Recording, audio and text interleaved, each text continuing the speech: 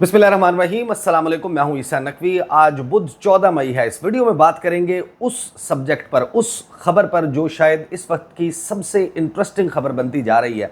दावा यह है कि पाकिस्तान और चीन का फ़िज़ा में ना नज़र आने वाला एक इनविजिबल किल नेटवर्क है, और ये किल नेटवर्क है जिससे घबरा कर इंडिया के पायलट्स ने जहाज़ उड़ाने से इनकार कर दिया। राफेल फेल हो गया और उसको ग्राउंड कर दिया गया। कपकपी जो है वो तारी हुई किस तरीके से, और ये दावा पाकिस्तान में से किसी शख्स की तरफ से नहीं किया गया, बल्कि इंडिया में मौजूद डिफेंस एक्सपर्ट्स अब ये बात इसकी तरफ निशानदेही कर रहे हैं कि ऐसा कुछ हुआ 6 और 7 मई की दरमियानी शब, जिसने पूरी दुनिया को चौंका दिया।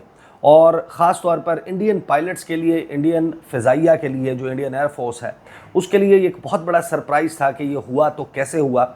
एक खबर इसके ऊपर जियो न्यूज़ पर शहजाद इकबाल ने रिपोर्ट की है। मैं आपके सामने 3 वीडियो क्लिप्स जो हैं वो प्ले करूंगा और इसको ज़रा समझने की कोशिश करेंगे। मेरी पाकिस्तान एयरफोर्स के कुछ फाइटर पायलट्स के साथ, कुछ रिटायर्ड लोगों के साथ बात हुई है और इसको समझने की कोशिश की है क्या वाकई कोई ऐसी ना नज़र आने वाली मुसल्लस कायम हुई है, एक ऐसी तकोन है जो नज़र नहीं आती लेकिन मार देती है, जहाज़ गिरा देती है, और वो भी 4.5 generation, one of the finest in the world Rafale तैयारा, दसॉल्ट एविएशन। वो खुद सर पकड़ कर बैठे हैं कि ये हुआ तो कैसे हुआ।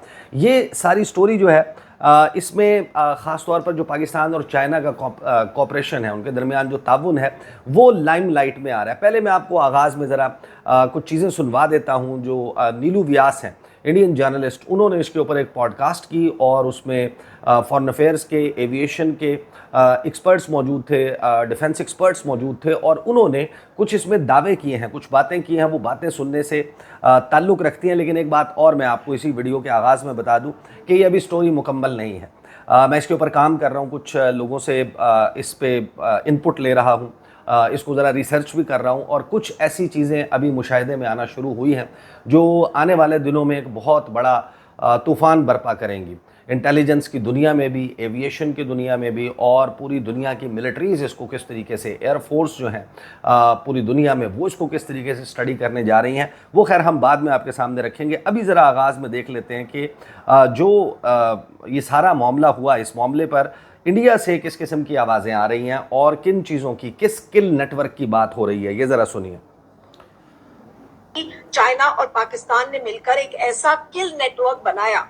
भाई, हमने अपने सिस्टम्स को पुख्ता करने की कोशिश की, हमने अपने वॉरफेयर, जो एरियल वॉरफेयर है, उसमें हमने इन्वेस्ट किया, जैसे हमने राफेल में करोड़ों रुपए लगाए।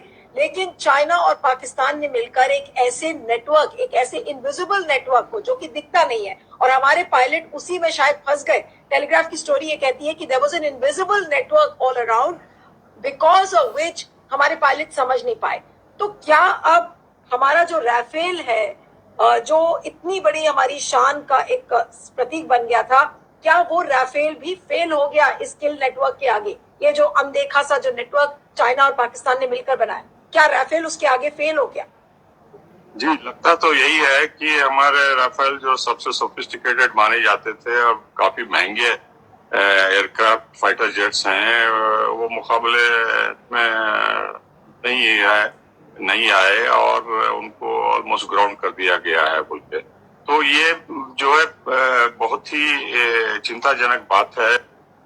ये बहुत ही चिंताजनक बात है। अच्छा, एक मैं इनका क्लिप और आपको सुनवाता हूँ नीलू व्यास का। वो थोड़ा सा लॉन्गिश है, 2 मिनट 43 सेकंड का, बट स्टोरी के हवाले से बहुत रेलेवेंट है। ये भी सुनिए। रियलाइज कर लिया कि जो भारत की एयर डोमिनेंस थी, यानी कि जो एयर सुप्रीमेसी थी, वो खत्म हो गई। अब मैं दर्शकों के लिए, इस समय हमारे साथ हजारों व्यूअर्स इस समय पब्लिक इंडिया पर जुड़े हुए हैं, मैं ये सिर्फ लोगों के लिए बताना चाह रही हूँ कि we are quoting a story from Telegraph. ये टेलीग्राफ की हुई स्टोरी है, जिसमें मेम्फिस बाकर की स्टोरी है। Memphis Barker is a correspondent who's done this story. He's a senior foreign correspondent, और ये उनका कहना है कि J-10Cs, PL-15s मिलाकर चाइना और पाकिस्तान ने एक ऐसा इनविजिबल नेटवर्क बनाया है, जिसकी वजह से हमारे पायलट्स ट्रैप हो गए। पायलट या पायलट्स, ये थोड़ा सा नंबर में फर्क हो सकता है because we do not have an official confirmation कि कितने प्लेन्स गिरे हैं, कितने पायलट्स की डेथ हुई है या कितने पायलट्स इंजर्ड है. I am totally going by what Telegraph story written by Memphis Barker says. It very clearly says, and I'm going to repeat those lines for the viewers who are joining this network. उसके मुताबिक Indian Air Force had been assembling for days nearly 180 aircraft concentrated on the Western Front. The goal was clear. Bharat ने ये सोचा था कि बालाकोट हम repeat कर जाएंगे, लेकिन ऐसा नहीं हुआ क्योंकि चाइनीज J-10C फाइटर्स स्लीक और साइलेंट यानी कि बिना आवाज करने वाले ये चाइनीज J-10C फाइटर्स थे. PL-15 missiles, Mach 5 hunters with over 300 kilometres range, जिनका इस्तेमाल चाइना और पाकिस्तान ने मिलकर किया. और जो राफेल था, राफेल जिसकी वैल्यू $250 मिलियन बताई जाती है, it was reportedly shot down. I am not saying this that the Rafale was shot down. This is a report of Telegraph which clearly says that the Rafale was shot down, and the second Rafale did not make it back. Means जो दूसरा Rafale था वो शायद गया ही नहीं. The Spectra EW system. अब इस system पर ध्यान से देखिएगा.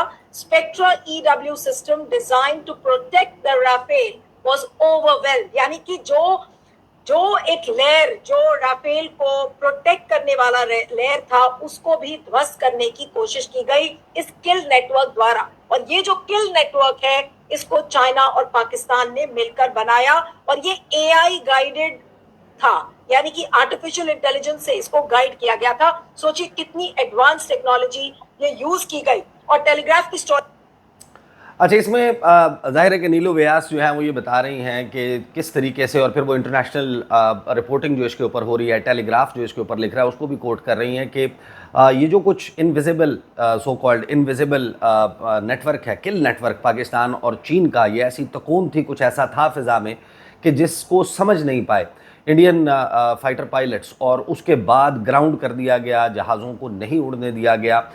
इससे पहले कि मैं जियो की इसके ऊपर जो स्टोरी है शहजाद इकबाल की उस पर आऊँ, और फिर जो मेरी इसके ऊपर अभी तक अंडरस्टैंडिंग डेवलप हुई है वो भी बड़ी इंटरेस्टिंग है, वो मैं आपके सामने रखूँ. ये ज़रा इनको भी सुन लीजिए. Praveen Sawhney, famous defence expert from India, वो इसके ऊपर क्या बात कर रहे हैं. ये एक बात जो हम लोग नहीं समझ रहे हैं, जो हिंदुस्तान की सिक्योरिटी एस्टैब्लिशमेंट को 7 तारीख की सुबह समझ में आई है, वो ये है कि जो नुकसान जो वो क्लेम कर रहे हैं, दावा कर रहे हैं, वो चाइनीज एयरक्राफ्ट से हुआ. J-10 जो वो क्लेम कर रहे हैं मिसाइल PL-15 वो चाइनीज मिसाइल थी. कहने का मतलब ये है यहाँ अचानक एक जागृति हुई जो कि इनको पता होना चाहिए था. ये हमारी इतनी सिक्योरिटी एस्टैब्लिशमेंट है, हम इतना पैसा खर्चते हैं, इनको पता होना चाहिए कि आप पाकिस्तान से नहीं लड़ रहे हैं, आप पाकिस्तान के साथ चीन भी शामिल है. वो दूसरी बात है, चीन जो है वो जंग में हिस्सा नहीं ले रहा है पर अपनी पूरी काबिलियत पाकिस्तान को दे रहा है. ये असेसमेंट हमारी गलत थी.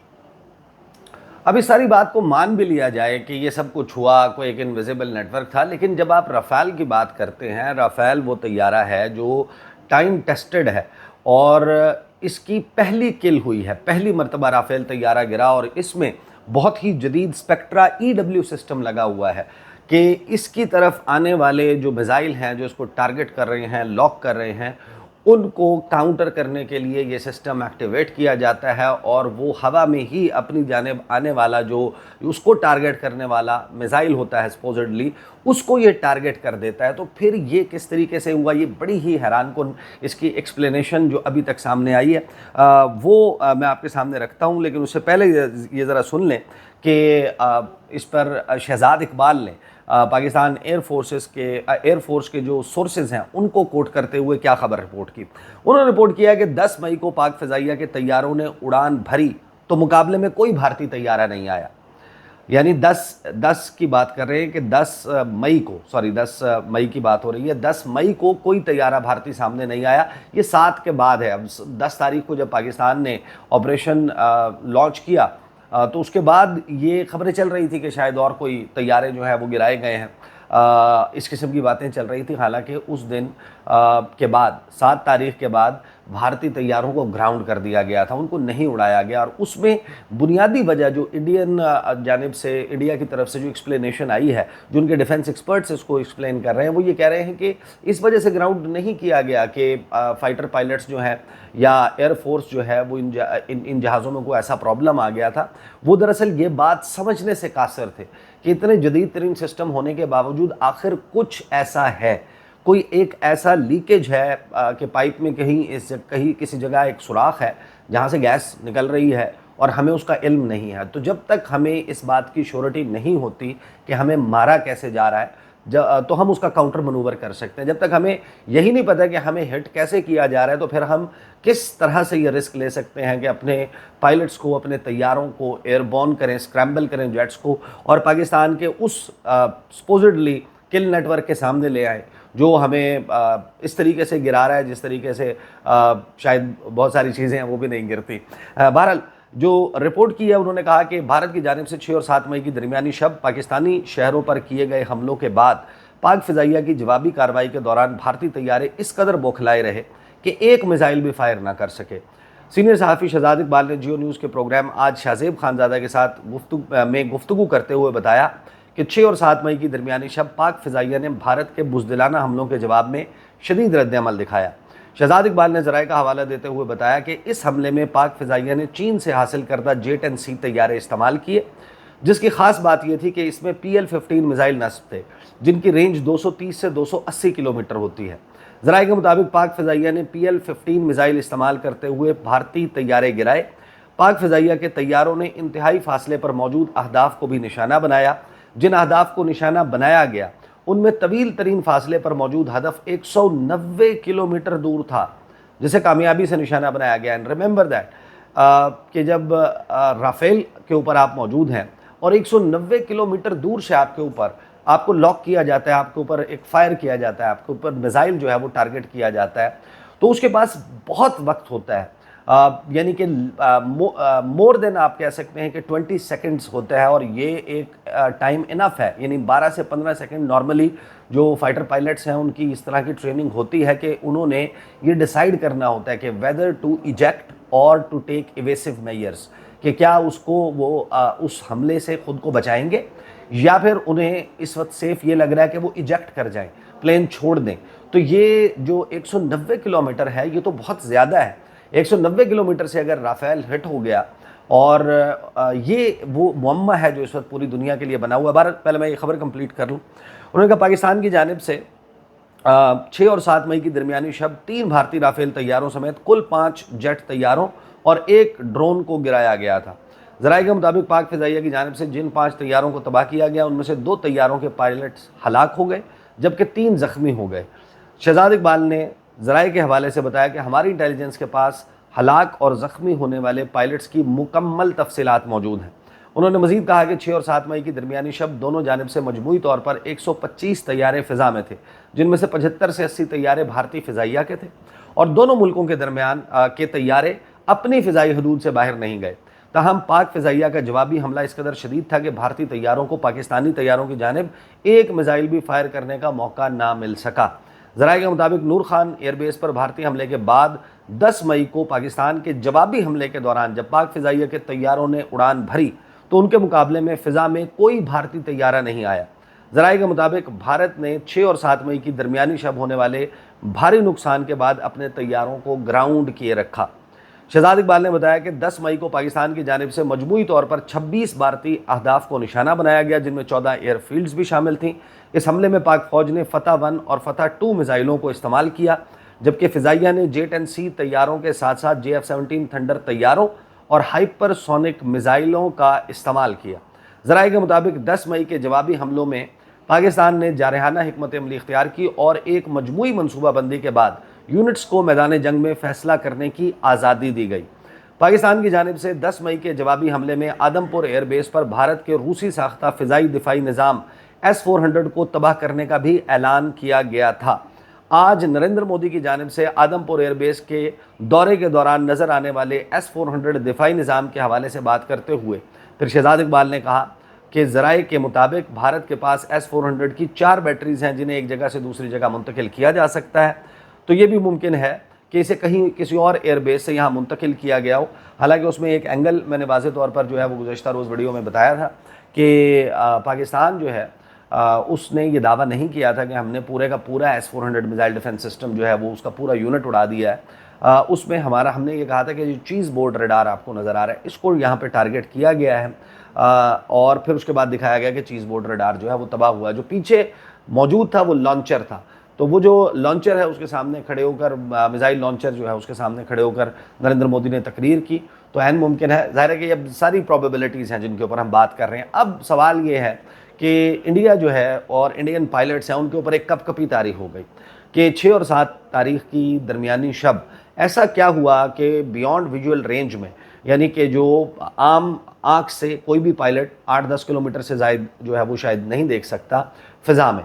और तो 10 किलोमीटर से ज़ायद जब फासले पर आप चले जाते हैं तो वो एक डॉग फाइट नहीं, वो एक बियॉन्ड विजुअल रेंज कॉम्बैट जो है वो बन जाती है कि जिसमें नज़र नहीं आ रहा और आपको रडार्स को इस्तेमाल करते हुए आप एक दूसरे से फ़ाइट कर रहे हैं। तो इस सारी सूरत हाल में जब पाकिस्तानी तैयारों और राफेल तैयारों के दरमियान इतना बड़ा फासला था तो आखिर ये कैसे अचीव हुआ। अब इसके हवाले से जो कुछ एक्सप्लेनेशन सामने आई हैं कि एक तो over a period of time Pakistan और चाइना के दरमियान जो कोऑपरेशन बढ़ा है उसमें कुछ चीज़ें ऑब्वियसली उन्होंने हमसे सीखी हैं, कुछ हमने उनसे सीखी हैं, कुछ चीज़ें जो हैं वो हमने उनसे प्रोक्योर की हैं, और जिस किस्म का शाहीन एक्सरसाइजेज़ हैं जो की गई, लेकिन ऑन पेपर तो इसको शायद एक्सप्लेन किया जा सकता है, प्रैक्टिकली इसको सर अंजाम देना ये अभी भी एक बहुत बड़ा मुअम्मा है कि ये कुछ ऐसा हुआ है कि जिसको बैटलफील्ड में कभी एक्सपीरियंस करने की तो बात दूर की आती है, इसको एक्सरसाइजेज में, सिमुलेशंस में भी नहीं प्रैक्टिस किया गया क्योंकि इसको किसी ने तसव्वुर नहीं किया था।